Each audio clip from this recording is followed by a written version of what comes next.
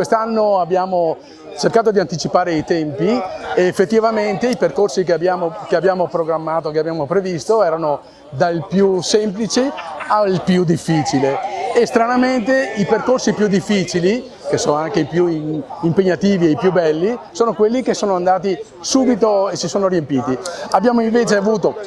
la sorpresa che il percorso più semplice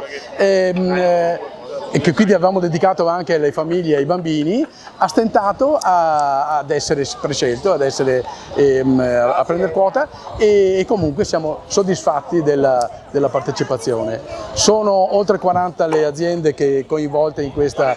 manifestazione Rive Divine 2022, siamo già all'ottava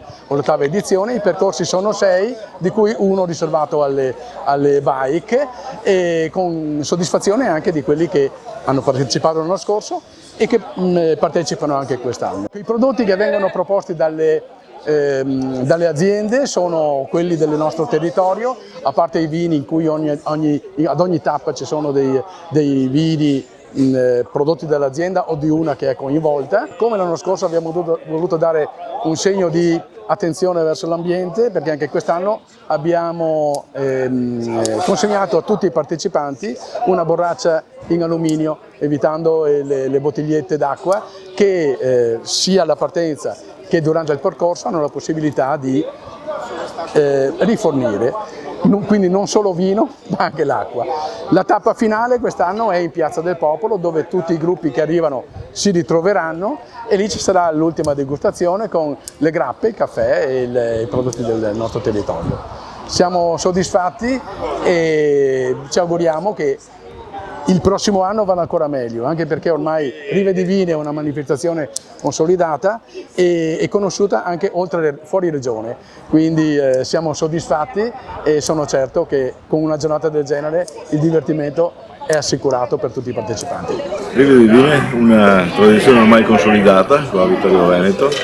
ha subito anche questa i contraccolpi del Covid, naturalmente per 2 anni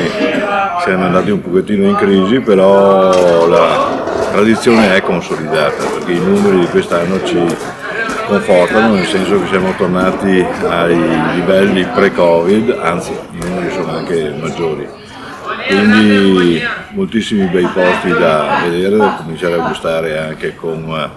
spostamenti turistici slow, con metodi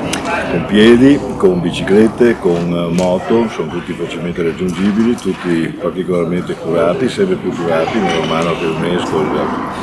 la situazione che si è venuta a creare con il riconoscimento viene apprezzata un pochettino da tutti, ce ne accorgiamo anche noi di quanto belli erano i nostri posti. E Rive Divine li magnifica, diffonde questo messaggio e effettivamente di anno in anno vediamo che la gente apprezza sempre di più sia i prodotti nostri che i posti dove potersi rigustare. Quindi io ringrazio gli organizzatori che molti anni fa hanno cominciato con questo format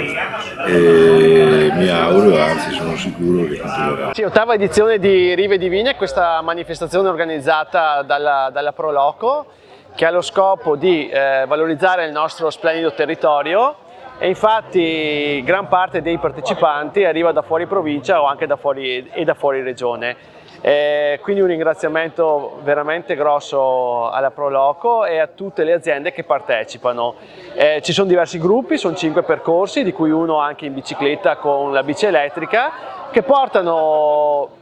i turisti in questo caso a visitare le attività produttive del territorio, a valorizzare veramente e apprezzare i prodotti del territorio. Quest'anno l'affluenza è superiore alle annate pre-Covid, per capirci, è un po' inferiore rispetto all'anno scorso, però è anche normale perché l'anno scorso dopo il lockdown la gente aveva voglia di uscire, quindi c'era qualche persona in più iscritta, ma senz'altro la manifestazione sta crescendo e i numeri sono superiori alle annate pre-Covid.